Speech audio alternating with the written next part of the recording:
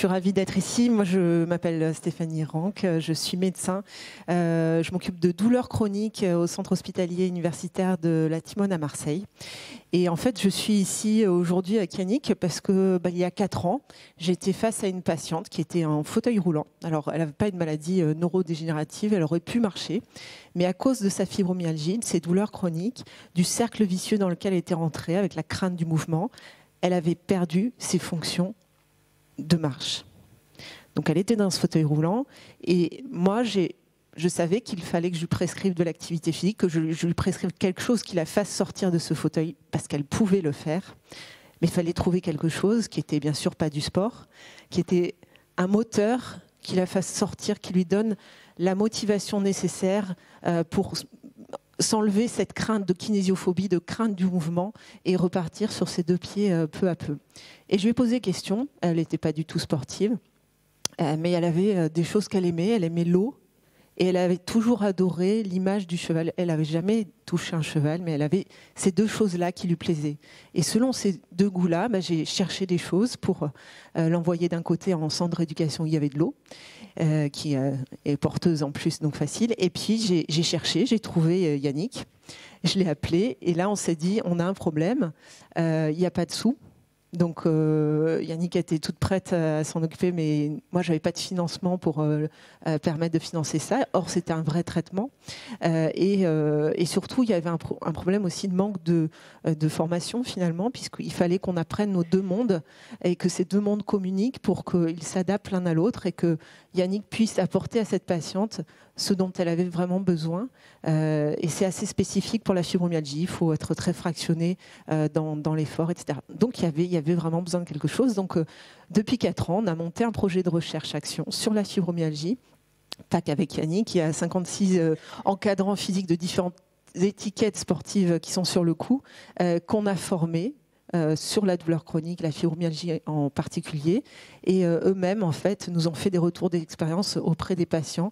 On est à 61 patients inclus dans une recherche, donc il va en compter au final 80 l'an prochain, avec à chaque fois 20 patients par an, 10 qui vont être témoins, 10 qui vont avoir 6 mois d'encadrement physique multiples et variés, dont l'équithérapie avec Yannick 1 fois par mois. Alors toute cette histoire, c'est une histoire d'interdisciplinarité. Finalement, ici, on se retrouve avec cette richesse qu'est l'interdisciplinarité. C'est-à-dire qu'au lieu d'être là, les uns à côté des autres, de plus en plus spécialisés, alors en médecine, c'est typique, on est hyper spécialiste. Et finalement, un des risques, c'est... On a fait des tas de progrès. Je veux dire, on a réussi à faire survivre des gens de maladies qui étaient systématiquement mortelles avant. C'est extraordinaire. Mais peu à peu, on est devenu des hyper spécialistes. Et le patient est devenu souvent objet de technique plutôt que sujet de soins. Donc la grande révolution dans la médecine aujourd'hui, c'est de replacer le patient en tant que sujet de soins et être tous autour de lui en interdisciplinarité pour qu'on puisse savoir parler. Nous, en tant que médecins, on va essayer de comprendre ce que dit le chirurgien pour le traduire au patient.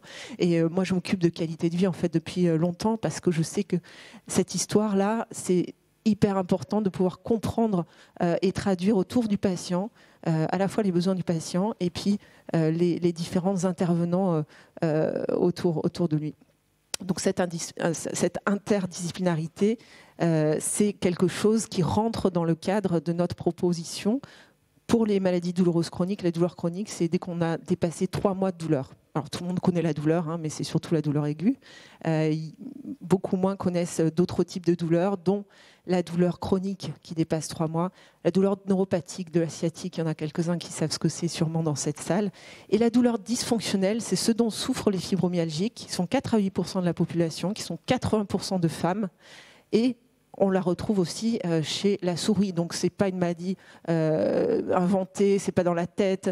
Ça a été très très mal vu cette maladie, mais c'est quelque chose qui existe réellement, qui est une anomalie à la fois inflammatoire avec un terrain génétique. Maintenant, je vous donne les nouveautés. Il y a 400 gènes dans le cou. Sauf que les symptômes, c'est douleur, mais on trouve rien qui explique ces douleurs. Forcément, elles sont dysfonctionnelles. C'est-à-dire que le système de la douleur dit qu'il y a de la douleur alors qu'il ne devrait pas y en avoir. C'est comme l'alarme d'une maison qui se met à sonner alors qu'il n'y a pas d'effraction. Et parfois, il y a une effraction et le système d'alarme ne sonne pas. C'est-à-dire que c'est des patients, très paradoxalement, qui peuvent avoir des douleurs absentes partout, n'importe quand, qui les réveillent, et puis peut-être que quand on met une aiguille, elles ne sentent pas. Donc c'est très paradoxal, il n'y a pas que la douleur dans la fibromyalgie, il y a la fatigue, et cette fatigue, c'est une fatigue inflammatoire comme quand on a la grippe. Comme ça, je prends l'exemple, je pense que vous avez tous connu un petit peu ce qu'était la grippe, on est éclaté de fatigue, on a envie que d'un truc, c'est d'aller dans un lit. Ce qui est très bon pour la grippe, hein. Enfin pour aider le corps à lutter contre le virus. Pour la fibromyalgie, c'est une catastrophe, puisque c'est ça qui va entraîner ma patiente dans le fauteuil roulant. C'est une fatigue, si on se couche et qu'on écoute cette fatigue, on rentre dans le cercle vicieux, on va bouger de moins en moins et on sera de plus en plus fatigué, on ne dormira plus la nuit, etc., etc., etc. Un des seuls traitements qu'on ait trouvé pour la fibromyalgie aujourd'hui, ce n'est pas des médicaments, c'est le reconditionnement physique. Et ça, c'est vraiment la rencontre du coup de 3 mondes, soignants, soignés, sportifs. Et on a besoin des 3. C'est-à-dire souvent je dis à mes patients, c'est vous l'expert. Dans cette salle, il n'y a qu'un expert, c'est vous, parce qu'il n'y a que vous qui sentez, il n'y a que vous qui savez comment est votre douleur, comment est la tolérance, l'efficacité des traitements, parce que des fois on utilise quelques traitements médicamenteux, mais surtout du non médicamenteux. C'est vous qui allez percevoir l'efficacité de ce qu'on vous propose en termes d'activité physique notamment. Et si vous voulez le tester là en 2 minutes, moi je vous demanderai, comme à mes patients, si vous ressentez là maintenant tout de suite de la fatigue entre 0 et 10. 10 c'est la fatigue maximum, 0 c'est pas de fatigue, de la douleur, des petites tensions à force d'être assis entre 0 et 10, où vous en êtes là tout de suite maintenant, votre humeur, votre capacité de concentration, hein, vous testez, là vous réfléchissez un petit peu, et si vous êtes d'accord, on va se mettre debout, tous là tout de suite, on va se mettre debout et on va tester, alors quand on peut, mais quand on peut pas, on va bouger, on va se mettre en mouvement, et en 5 minutes, je vais juste vous faire percevoir ce que ça donne quand on repousse le ciel et la terre. Quand on repousse le ciel et la terre, alors je vais te donner ça. Quand on repousse le ciel et la terre, on prend les paumes des mains et on va se mettre sur une ligne droite comme ça. Et on va repousser en inspirant et en se mettant un petit peu sur les pointes. Et on va souffler en changeant de main. Et on va en inspirer. Ah, on se tire bien, on tend bien. Bon, le ciel est haut en plus, hein. Et on souffle. Et on recommence encore une fois.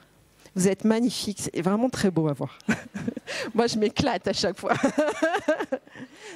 Bon, on pourrait en faire d'autres, on n'a pas le temps. Vous pouvez vous rasseoir si vous voulez, voilà, rester debout. D'ailleurs, rester debout. C'est physiologique hein, de bouger en fait. C'est pas une thérapeutique d'avoir un mouvement par jour. C'est pas thérapeutique. Comment vous vous sentez là tout de suite maintenant? Je pense que en voyant vos faces, vous avez une bonne humeur. Tout le monde rigole. Au niveau concentration, au niveau sensation physique, c'est beaucoup plus agréable tout de suite. Donc, chez nos patients, ce qu'on a voulu mesurer, c'était l'efficacité d'une pratique régulière d'activité physique multiples et variées, peu importe. En fait, ce n'est pas du sport qui impose ses règles, c'est de l'activité physique qui s'adapte aux règles des patients. C'est toute la différence, c'est toute la nuance. C'est pour ça qu'on ne fait pas d'équitation.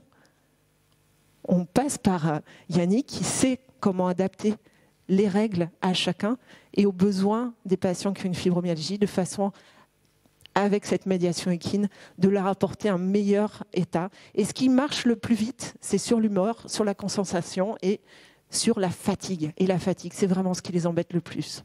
Alors, on n'a pas tout le temps de parler de grand-chose, sauf que c'est la loi de santé. Aujourd'hui, on peut faire du sport sur ordonnance, mais il y a tout à construire. Les financements, la formation à la fois des médecins qui doivent prescrire et des encadrants. C'est un grand, grand chantier qui est très positif. Et je vais vous laisser avec Yannick qui va vous expliquer concrètement elle, ce qu'elle a fait et ce qu'elle fait depuis 3 ans avec nos patients. Et je vous remercie de votre écoute pour l'instant.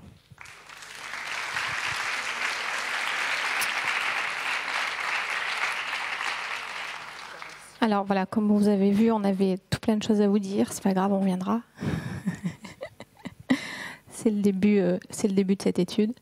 Moi, je vais vous parler plus spécifiquement des... Je me présente pas, pardon, mais je crois que ça a déjà été fait. Et on n'a pas le temps. Surtout, on n'a pas le temps. Donc, du coup, je vais partir sur l'exemple des séances. Plus concrètement, tu peux aller jusqu'aux photos. Ouais, voilà. Donc, déjà, l'organisation des séances s'étale sur 6 mois. À raison de 2 heures insérés dans les séances de 3 activités physiques hebdomadaires qui leur sont proposées, qui sont variées.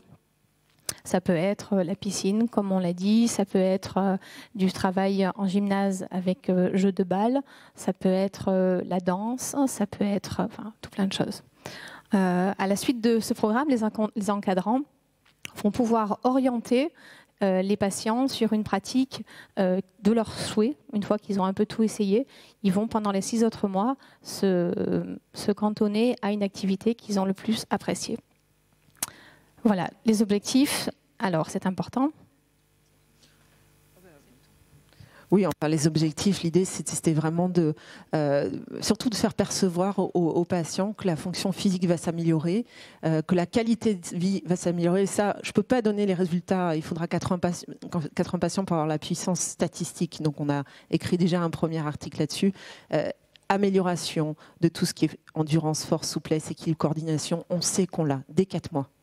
On sait aussi qu'on a une amélioration du sommeil, de l'humeur immédiatement à la sortie des premières séances. On sait que la qualité du sommeil de la nuit qui suit va être meilleure, que la fatigue, l'humeur, tout de suite à la fin de la séance va être meilleure. La douleur, elle ne bouge pas trop, elle bouge au bout d'1 an. Alors ça, mais c'est le côté le plus dysfonctionnel qui va bouger le plus longtemps possible.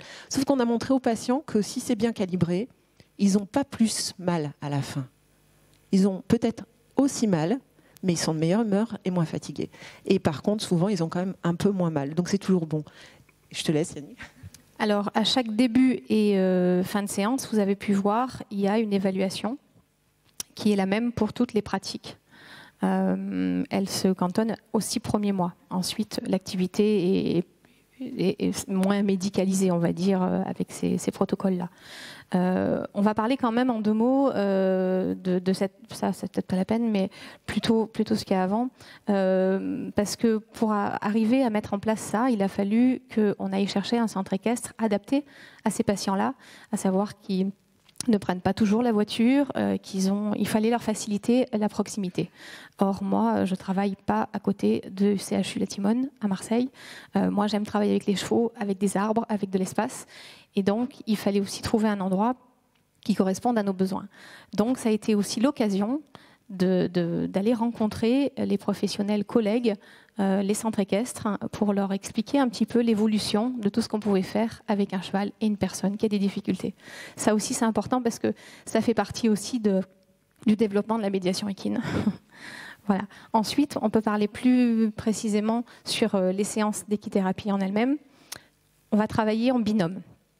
Important pour pouvoir les laisser se reposer, observer. On a besoin de fractionner les séances. Le centre équestre choisi est sur une colline, donc tout est installé en restanque. Pardon. C'est des terrasses, merci.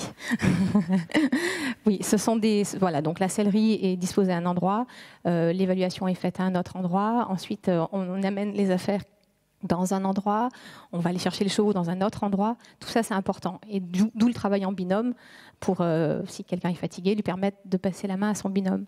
On va fractionner aussi les tâches. On va fractionner aussi le travail en lui-même, c'est-à-dire qu'on n'a pas forcément une mise à cheval. On peut travailler que à pied, que en troupeau, que en carrière, que sur un chemin de balade.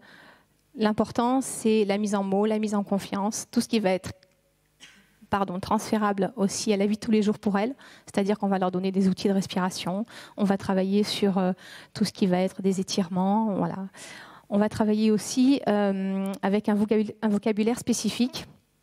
On va parler de bulles de sensations, on va parler de tout ce qui va être ressentir, s'écouter, écouter l'autre. Voilà, c'est des choses qui sont évidentes peut-être pour nous tous aujourd'hui, mais pas pour ces patients-là, qui, quand ils disent à leur médecin traitant ou à leur famille « je vais au centre équestre », s'imaginent pas du tout en fait quelle va être la teneur de leur séance. Voilà, vous pouvez un peu voir un petit peu les images, les photos et puis ce qui est indiqué à côté. J'ai plus le temps pour trop en parler, mais il faut garder que le plus important pour eux, c'est quand même que c'est valorisant, très valorisant, que ça leur permet de retrouver une identité autre que celle du malade. Et l'important aussi, c'est de leur donner l'idée que c'est possible, sans nous, de continuer à avoir une autonomie sur la gestion de leur douleur. Voilà, merci. Merci Yannick.